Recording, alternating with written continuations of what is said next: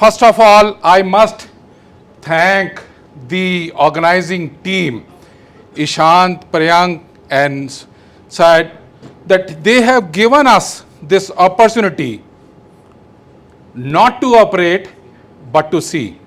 Honestly, Dr. Chobe and myself, we have done so many workshops and we enjoy operating every day. When I phoned Ishant, that he says, no sir, you should allow now the young surgeons to operate. And honestly speaking, we have enjoyed the young surgeons operating, but in the same breath, I told him, I am still young. We are still young. So I would be spending next 20 minutes on pearls of wisdom. In the sense, I have tried my best to simplify this, and simplification is the ultimate sophistication. This was a photograph in my thesis way back in '88, that he never got himself operated for the fear of surgery, for the fear of surgeon, and for the fear of cost. And I had a thesis on shoulders repair under local anesthesia. When I look back, and honestly, I always introspect whether we have given that kind of satisfaction to the patients till date or not, that they don't have to have the fear of surgery. Honestly, my feeling is that we have failed. We have tried our best to learn from the aviation industry, check, check, check, check, recheck, cross check, counter check, check and check, but still we have not been able to give the best. Today, when I take the flight, I never ask who is the pilot today. But when the patient comes to us, he always is interested and he always trusts us so much, and he wants that, yes sir, you are going to operate, no junior, no other one, yes, we will operate. So what I mean to say, we have failed on that aspect. I don't know why. We should work on that. And in the next 20 minutes, I have just tried my best what I have learned in last 3 decades. And believe me, pearl number 1 is gold standards are changing. We did thesis on shoulders repair under local anesthesia. Then came the era of Lichtenstein repair. And then came the era of laparoscopy. We started, Dr. Chobe started with TEP, I started with TAPP, then we switched over to TEP, then we started doing ventral hernias, and now we are doing ETAPs and AWR and so on and so forth. So be ready to change. If you are not updated, you are outdated. So one has to carry on changing. One should not resist the change. That is the thought in my mind. And again, decisions are more important than incisions. Many times, such complex situations will be there and are there, in which, for example, patient has been operated many times, 1, 2, 3, 4 ventral hernias, 1, 2, 3, 4 inguinal hernias, still he has not got the best. So at that time, one has to think that whether my limits allow me to operate on such kind of case or not, or shall I refer? To refer is divine. So I would put it this way. And again, a split second becomes eternal. The lesson is that even if a small enterotomy occurs, then the patient will have a cascade of events and he or she will suffer a lot. So one has to be very, very cautious that not even a single small step is unimportant. It has to be given such respect that ultimately we are able to give our best to the patient, so that patients trust us, patients do not have any fear when they are getting operated. And again, I would say that operate with compass and not with clock in mind. We should always ask ourselves whether we are still ready to do only basiny and shoulders repair and claim that we don't have any recurrences, or we should carry on analyzing or auditing our own results also, and then plan whether we are going in for newer kind of steps like ETAP or AWR and so on and so forth. So keep upgrading your scales. And then ventral hernia, few minutes on ventral hernia repair. In this we have seen so much of progress has occurred, and there are many positions of the mesh which can be either onlay or inlay, pre-peritoneal, retroperitoneal, intraperitoneal and so on and so forth. But ultimately the era of IPOM was there, era of IPOM plus is also still there. IPOM is going to stay. That only thing is, I don't know why this slide is being cut, but again, we always maintain that when we are doing the CT scan, when we are doing the incisional hernias, one should be bothered about the complexity of the hernias, in the sense how many defects are there, or are there any Swiss cheese defects. So one should always have a low threshold of getting the CT scan, and then the size of the defect, the site of the defect has to be known. And when we are doing such complex hernias, we should be very, very careful that, for example, we always say that during rains, eagles soar above the level of clouds and ducks quack, quack, quack. Means if you are putting yourself centrifugal, means you are staying close to the anterior abdominal wall, then the chances of causing enterotomy are reduced to minimum, and one should try one's best not to cause any injury to the intestine. Inadvertent injury, if it is not recognized at that time, that can lead on to lot of effect later on, cascade of events. We always strongly believe that if the defect is less than 8 centimeters, we should suture close that, and then we place the mesh in such a manner that ultimately, initially, all of us have been taught that there should be a coverage of around 4 to 5 centimeter all around the defect. But no, now it is such a beautiful publication which had shown about the prediction of recurrences, and in this it was realized that ultimately it is the mesh defect ratio which is important. So if the mesh defect ratio is less than 8, the recurrence rate is of the order of 70%, and if it is more than 16, then it is recurrence rate is 0%. And again, when we are choosing to learn new things, then one has to have a balanced kind of approach. Means one should always feel and one should always think that these are the situations for IPOM or IPOM plus, and this is the situation for ETAP RS or ETAP TAR. So one has to know one's anatomy, and you should know where to cross the line. There is a very thin line between ethical practice and unethical practice. I am very, very strong in thinking that way.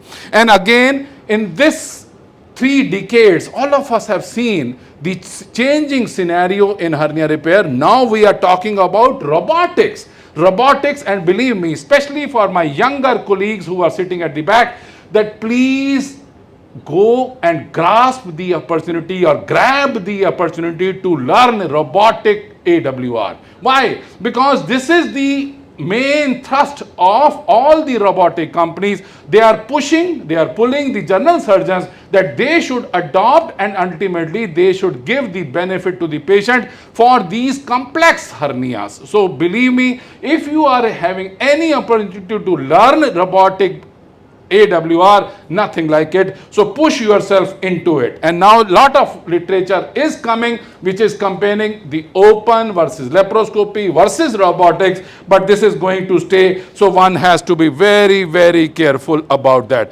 Again and again, we always tell that please read your own CT scan. Never ever read the report, but read the CT scans.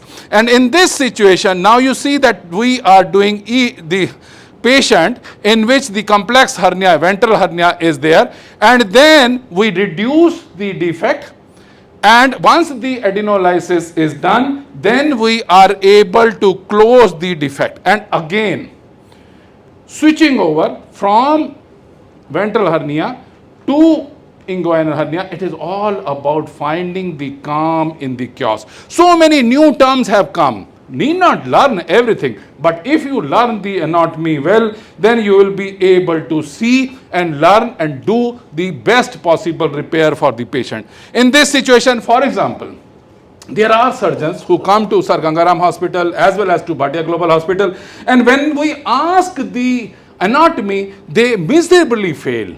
Why? Because ultimately they have not seen enough of videos and they have not assisted the mentors, and that is a reason that they are not able to give the best to the patient. And again, about the outcomes for inguinal hernia, all of us are bothered about two main aspects. One is recurrence and another is infection. So we should not be responsible for causing a recurrence. We should not be responsible for giving an infection to the patient. And again, we have to avoid any hernia accidents. That means incarceration and strangulation. And the basic thoughts are approximately 15% of the recurrences are still occurring. In this, you can see the tissue repair had a recurrence rate of 10 to 30%, shoulders repair had 0.2 to 4.8%, and I would say that we have not achieved the target of duck recurrence still date. Means even if TEP, even if TAPP has been done, so why the recurrences are occurring? This is, one can always say that there are patient specific risk factors and surgeons risk factors, and we always maintain that surgeon is the most important prognostic factor. If you knew that, for example, in this situation, one can see that how badly the mesh has been placed. Means the inferior margin of the mesh has and dissection has not been done, and that is the reason that medial most recurrence is there. So when we are doing a dissection, we should be very, very careful that we place the mesh in such a manner that the inferior margin of the mesh and the peritoneum are lying lower down rather than higher up. I would definitely go in and dissect and see for myself the psoas muscle so that my inferior margin of the mesh does not get rolled in or rolled out. So one has to be very careful. For example, one has to choose pre-op. If there is a recurrence, after open surgery, go in for laparoscopic surgery. If there is a recurrence after laparoscopic surgery, if the patient did not have the open surgery, then one can definitely go in for open. It all depends on your experience. But if the patient, for example, now the patients who come to us are mostly those kind of patients who are having a recurrence after open surgery and laparoscopic surgery, many recurrences, and then when tackle them, then we do TAPP rather than TEP. So means you have to change the route to get the success. If you go by the same route again and again, the chances of failure are very high. In this situation also, one can see the mesh is quite high up placed, and that is the recurrence, that is the reason that the patient had recurrences in the post-operative period. So our thinking is that when we are doing such kind of situations, please take care that if you are not able to take the peritoneum down, then the mesh has to be taken down and then you are able to place in. But again and again, please know your limits. Many times I have seen surgeons struggling and causing injuries to the vessels, to the vas and to the structures. So one has to be very, very cautious. And again, I would reinforce that please know your anatomy well. And if you know your anatomy well, and then again, as Dr. Rajesh Srivastava was also demonstrating, that one should know and one should read this publication on critical view of myopectineal orifice thoroughly. Means that we should know that there are 10 steps of dissection. One should go and make sure that we do the dissection in the retropubic cave of Retzius by 2 centimeters, place in a mesh, dissect for femoral hernia, obturator hernia, direct hernia, indirect hernia, and then we place the mesh. All of us know that many times, many surgeons would start blaming the patient for the risk factors. No, I honestly feel that if the patient was obese, then you should have thought, or if the patient is having diabetes or immunosuppression or any other risk factor, we should have done rather than ask ultimately blaming the patient for the recurrence. So again, the basic thoughts are that, again, I would request my younger colleagues to go into this publication of surgical risk factors for recurrence in inguinal hernia repair. And in this, we have seen that the approximately 12 to 14 or 13% of the hernias recur, and 40% of the recurrences are occurring in first 5 years after the surgery.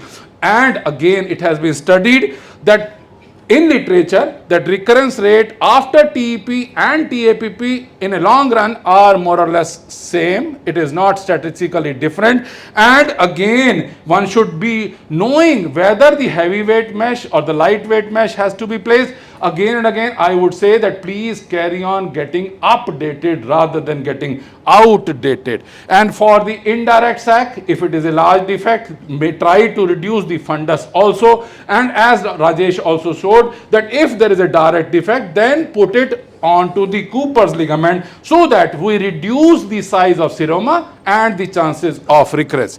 The literature says that 15 by 10 centimeter is adequate size for the mesh for the recurrence to be avoided, but we strongly feel that 15 by 12 at least should be there for any inguinal hernia repair. And when we are doing E-taps, then we tend to place even larger size of 12 by 17 size for the indirect or the large direct hernias, so that ultimately we do not have the recurrence. In the back of our mind, the aim should be that we should not be responsible for giving the recurrence to the patient. We should do our best.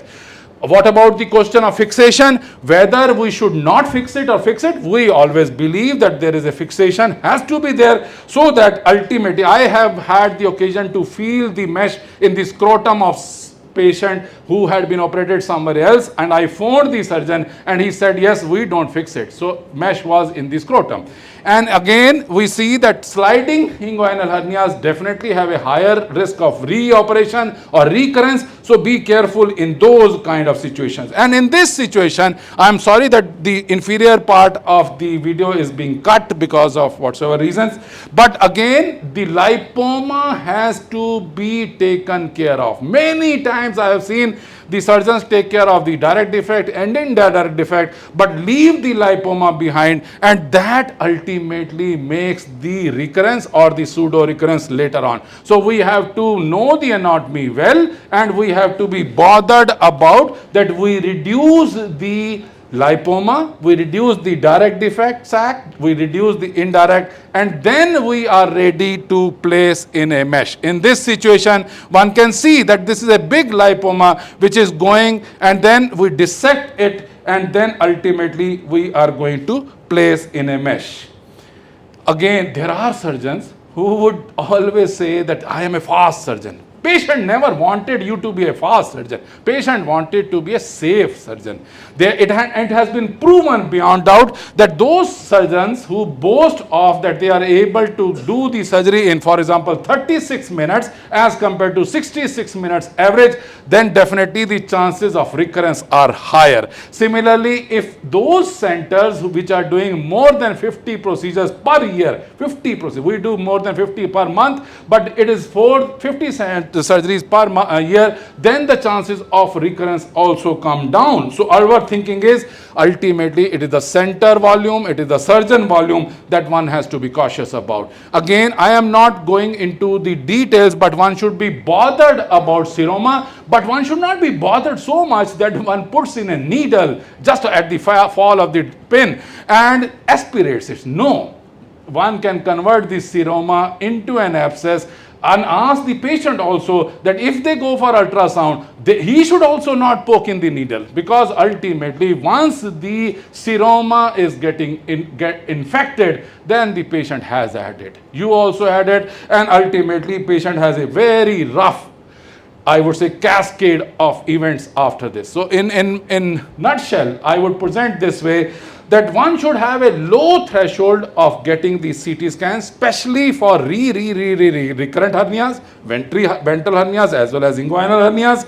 And again, if we are going in for recurrent hernias, then role of diagnostic laparoscopy is there, that we should be able to understand whether we will be able to do it from inside or not. laparoscopically or not. And if the, for example, mesh is infected, then also we have a low threshold of going in for diagnostic laparoscopy, so that ultimately we know that we will be able to complete explantation of the mesh with laparoscopy, or we have to give an incision and then explant the mesh. And if we are giving an incision, then the site and size of the incision will also change because of the diagnostic laparoscopy. And again, many times, many surgeons also tell the patient, well, there is no emergency, you can get the surgery done anytime, and maybe after 7 days the patient comes in emergency. So our thinking is that we should not over exaggerate, but we should always tell that this is the complication that we, all of us, the surgeons, are bothered that you should not present in emergency, because the chances of complication, chances of morbidity is definitely higher if we are going in for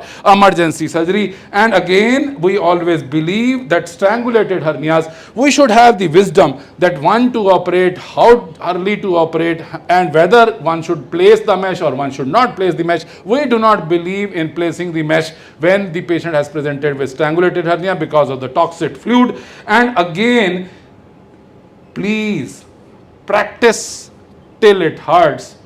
Keep practicing till it does not hurt. Thank you very much. Thanks a lot for your kind attention.